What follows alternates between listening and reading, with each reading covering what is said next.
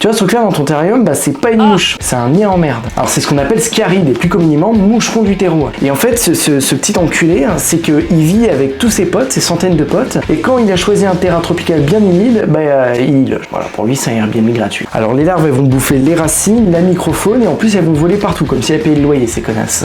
J'en ai marre. J'ai mal géré mon hygrométrie, j'en ai partout. J'en ai ras le cul. Mais alors, comment tu chopes cette merde? Alors, une humidité constante, des plantes naturelles avec du substrat bioactif et un coin détrempé. Et bravo, t'as créé une maison close pour Scaride. Et c'est exactement ce qui s'est passé ici. Et ce qui est toujours en train de se passer.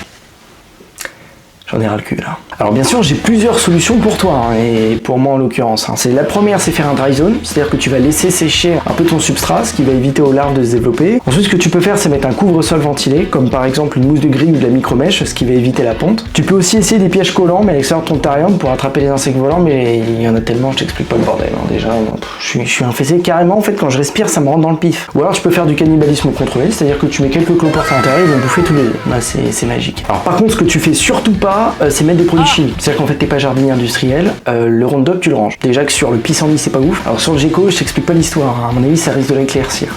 Je sais même pas si en vrai ça peut l'éclaircir, faudrait que j'essaye. Alors je te rassure, les scarides c'est pas dangereux, que ce soit pour toi ou pour ton animal. C'est juste chiant, c'est moche et c'est visuellement très insultant. Hein. Donc mets des pièges, règle ton humidité, mets des prédateurs et reprends le contrôle de ton terrain. Je parle à moi là, parce qu'il y en a tellement, ça me rentre dans le nez la nuit.